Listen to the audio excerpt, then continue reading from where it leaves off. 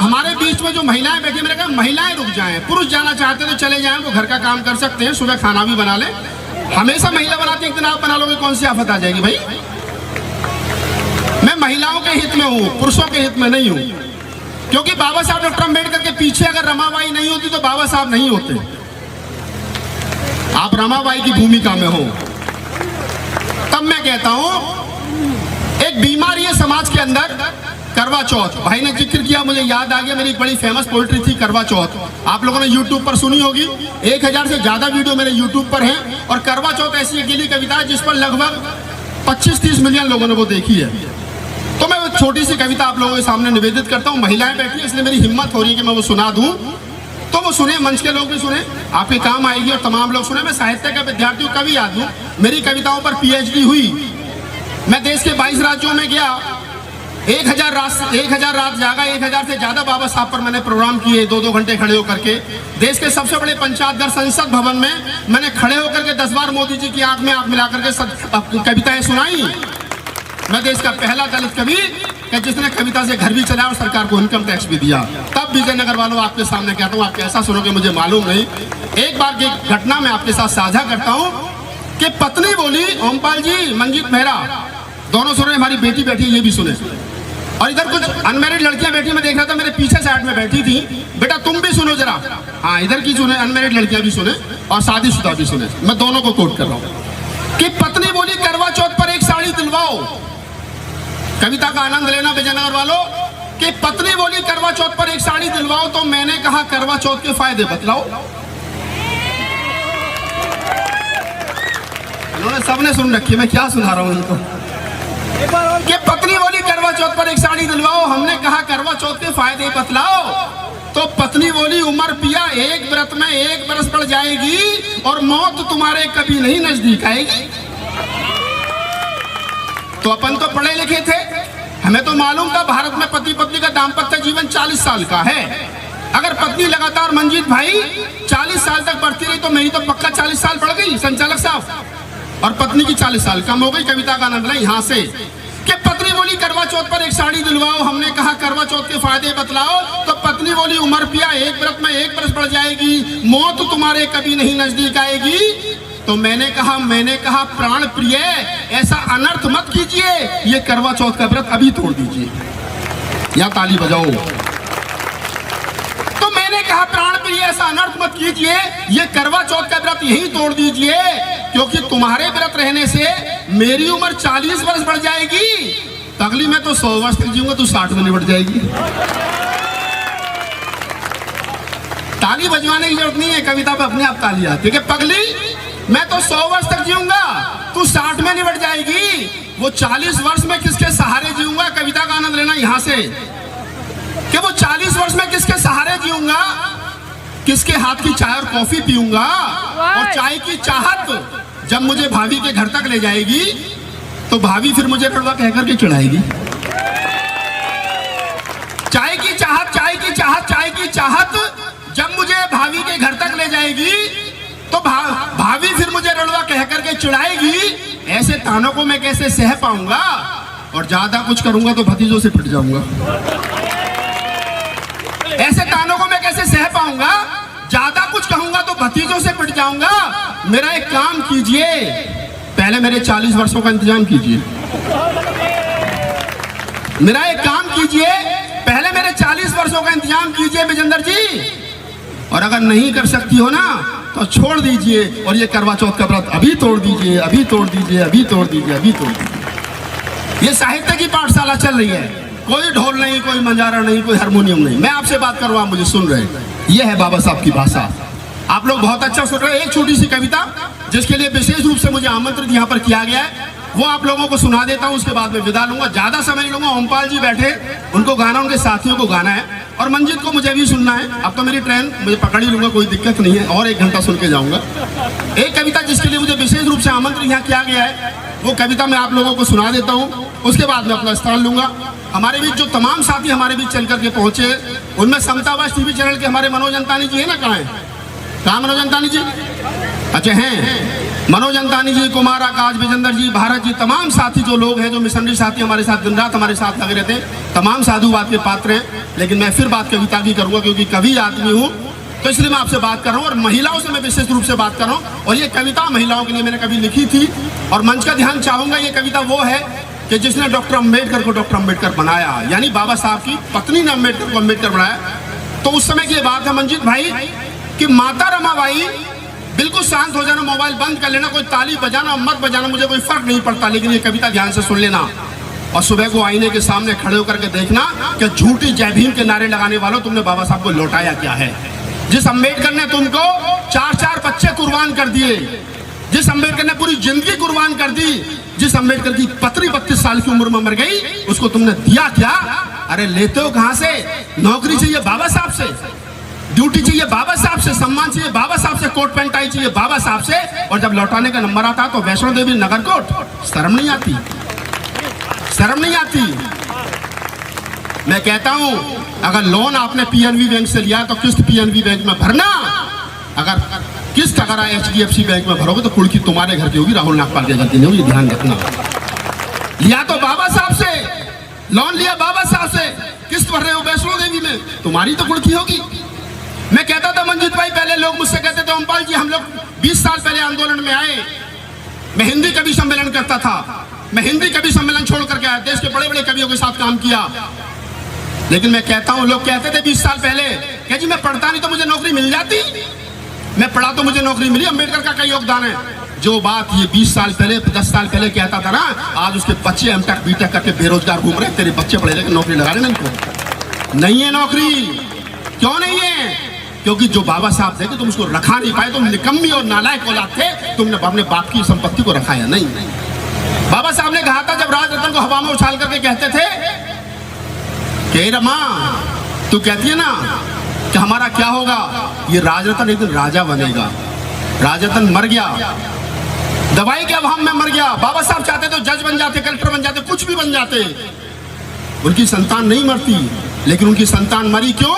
क्योंकि उन्होंने कहा कि हजारों राजरत्न जिंदा रहेंगे, और हजारों राजरत्न ऐसे नालायक जिंदा हुए कि जो बाबा साहब की संपत्ति को नहीं रखा पाए। लानत ऐसी औलाद पर। एक कविता पढ़ता हूं, उस समय की पढ़ता हूं कि जब माता रमाबाई मर रही थी, माता रमाबाई मर रही थी, उनका अंतिम समय था, बाबा साहब पास में खड़े थे, और माता रमाबाई ने बाबा साहब के कुर्ते का कोना पकड़ करके जो बात कही, भावुक कर देने वाला पल था। बाबा साहब ने क्या तो कहा होगा, क्या सुना होगा। मैंने संस्मरण पढ़ा, मैं कवि आदमी, मेरे अंदर वेदना जागी, मैंने कविता के रूप में उसको लिखने की कोशिश की, वो कविता पढ़ने की कोशिश कर रहा हूँ। मंच का ध्यान चाहता हूँ कि उस समय की स्थिति क्या रही होगी, वो थोड़ा एक बार सुन लें जरा, मुझे अच्छा लगेगा कि बाबा साहब की पत्नी माता रमाबाई का एक प्रश्न और बाबा साहब के 2 जवाब। ये साहित्यिक भाषा है, आप जो सुनना, और जो लोग जाना चाहते हैं चले जाना, लेकिन उठना मत बीच में। माता रमाबाई क्या कहती है, जरा सुनिए। कि कदम हमारे, माता रमाबाई मरते वक्त बाबा साहब के एक अपने मन मस्तिष्क में सीन बना लीजिए कि माता रमाबाई मरते वक्त अपने पति बाबा साहब डॉक्टर अम्बेडकर के कुर्ते का कोना पकड़ करके, धोती का कोना पकड़ करके, हाथ की उंगली पकड़ करके कहती है, क्या कहती है? कि कदम हमारे थक चुके हैं, साहेब तुम इतना यकीन कर लो। कदम हमारे थक चुके हैं, साहेब तुम इतना यकीन कर लो। मैं 4 बच्चे गंवा चुकी हूँ, साहेब तुम इतना यकीन कर लो। मैं 4 बच्चे गंवा चुकी हूँ, साहेब तुम इतना यकीन कर लो। और हमारा राज रत्न नहीं है, अरे इस धरा पर यकीन कर लो। बाबा साहब राजरत्न को हवा में उछाल के कहते थे देश पर राज करेगा। जब बाबा साहब का सबसे प्रिय बेटा दवाई के अभाव में मर गया, तब माता रमाबाई ने कहा कि हमारा राज रत्न नहीं है, अरे इस धरा पर यकीन कर लो। और मिशन तुम्हारा तुम तुम्हें मुबारक मैं जा रही हूँ, यकीन कर लो मिशन तुम्हारा। तुम्हें मुबारक मैं जा रही हूँ, यकीन करो। इस कविता का एक कॉमन शब्द है यकीन कर लो, और जो मैं कह रहा हूँ वो यकीन कर लो। बाबा साहब डॉक्टर अम्बेडकर जो बोले, और बाबा साहब डॉक्टर अम्बेडकर ने जो कहा, एक लाचार पति क्या कह सकता है जो पूरे जीवन अपनी पत्नी को एक साड़ी नहीं दिलवा पाया क्योंकि उसको समाज की चिंता थी। बाबा साहब का जवाब अगर आपको ठक से लग जाए आपके मन मस्तिष्क में, तो मुझे तालियों से महोत्सव करना। मैं बाबा साहब का जवाब पढ़ता हूँ। बाबा साहब कहते हैं कि अभी समय है जरा सा नाजुक, रमा तुम इतना यकीन कर लो। अभी समय है जरा सा नाजुक, रमा तुम इतना यकीन कर लो। बिना तुम्हारे चल ना सकूंगा, रमा तुम इतना यकीन कर लो। बिना तुम्हारे चल ना सकूंगा, रमा तुम इतना यकीन कर लो। और हजारों राज रतन खेलेंगे, अरे इसी धरा पर यकीन। तालियां कमजोर रह गई आपकी, जितनी होनी चाहिए उतनी नहीं आई। क्या कहा कि तू एक राज रतन के लिए रो रही है? अरे हजारों राज रतन खेलेंगे। कौन थे राज रतन? मैं और तुम थे राज रतन। मैं बोल रहा हूँ, आप सुन रहे हो, हम सब राज रतन है। लेकिन हुआ क्या कि हजारों राज रतन खेलेंगे, अरे इसी धरा पर यकीन कर लो। और ये दुनिया तुमको नमन करेगी, मैं बोलता हूँ यकीन कर लो। ये दुनिया तुमको नमन करेगी, मैं बोलता हूँ यकीन कर लो। और चार पंक्ति इसी तेवर की सुन ले, मेरा आना सार्थक हो जाएगा। विजयनगर वालों, आपने इतनी मोहब्बत के साथ सुन रहे हो मंजीत मेहरा के बाद में, तो सुनिए चार पंक्ति और निवेदित करता हूँ। माता रमाबाई ने पूछा कि तुम्हारा मिशन क्या है? मिशन को बताते हुए बाबा साहब ने जो कहा वो सुनिए कि मिशन हमारा बहुत बड़ा है, रमा तुम इतना यकीन क्या कर लो, क्या कर लो? जो मैं कह रहा हूँ तुम भी यकीन कर लो। ये सारे मंदिर जो बना रखे ना घर में, निकाल के फेंको। अगर व्रत रखना हो ना तो माता रमाई के जन्मदिन का रखना, दूसरे का मत रखना। तब कहता हूँ बाबा साहब ने कहा कि मिशन हमारा बहुत बड़ा है, रमा तुम इतना यकीन कर लो।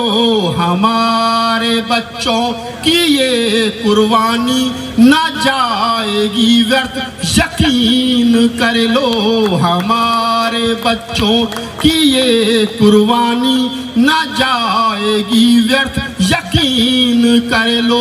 और हजारों वर्षों की ये गुलामी, अरे टूटेगी एक दिन यकीन।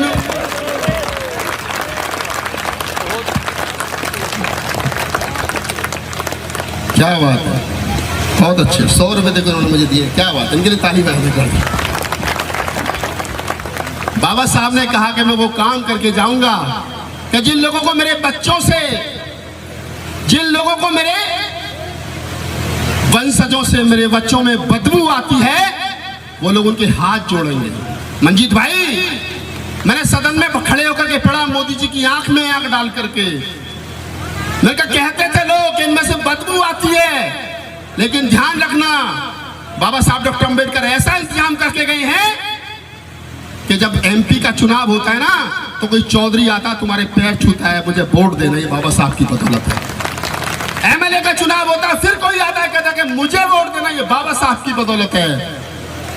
कोई मर जाता है तो कहता है कि मुझे वोट देना, ये बाबा साहब की बदौलत है। अरे बाबा साहब ऐसा इंतजाम कर गए जिनमें से बदबू आती कि आज उनके पैर छू रहे हैं और कह रहे बाबा साहब क्या काम कर दिया लोगों को अम्बेडकर की विचारधारा से। तब मैं कहता हूँ, मैं कविता पूरी कर रहा हूँ, थोड़ा सा मैं भावुक हो जाता हूँ ना, कई बार तो गड़बड़ हो जाती है, मैं भी भावुक हो जाता हूँ, सुनने वाले भी भावुक हो जाते हैं। बाबा साहब ने कहा कि मैं ऐसा इंतजाम करके जाऊंगा, गुलामी भी टूटेगी। और अगली पंक्ति अगर ठक से लगे तो मुझे बताना, कि हजारों वर्षों की ये गुलामी अरे टूटेगी एक दिन यकीन कर लो। और हमारे बच्चे, यूपी वालों तुम्हारे सामने पढ़ रहा हूं मैं, आदरणीय बहन जी ने बुलाया, आप सब लोगों ने देखा होगा टीवी पर, बहन जी के साथ मेरी फोटो वायरल हुई, बहुत सारी बातें हुई। हम तो जब बसपा में नहीं थे, अब तो लोग मुझसे पत्रकार पूछ रहे थे भाई साहब क्या कहोगे। मैंने कहा भाई कहने की स्थिति में बचे नहीं, कहे क्या। आपने कहा कि आप तो कहते थे टीवी पर डिबेट में कि हम नंबर 1 देंगे, मैं नंबर 1 ही तो है भाई, एक ही नंबर है, बताओ। माहौल को थोड़ा सा हल्का कर रहा हूँ। लोगों ने कहा जी कि आप तो कह रहे थे 250 आएंगी, 449 कहाँ रहेगी। मैं कहा टेंट वाले से पूछो। चलिए घर में कविता कंप्लीट करता हूँ कि बाबा साहब ने कहा तो मैं भी कह रहा हूँ। चलिए मान लीजिए कि हजारों वर्षों की ये गुलामी अरे टूटेगी एक दिन यकीन कर लो। और हमारे बच्चे बनेंगे राजा, मैं बोलता हूँ।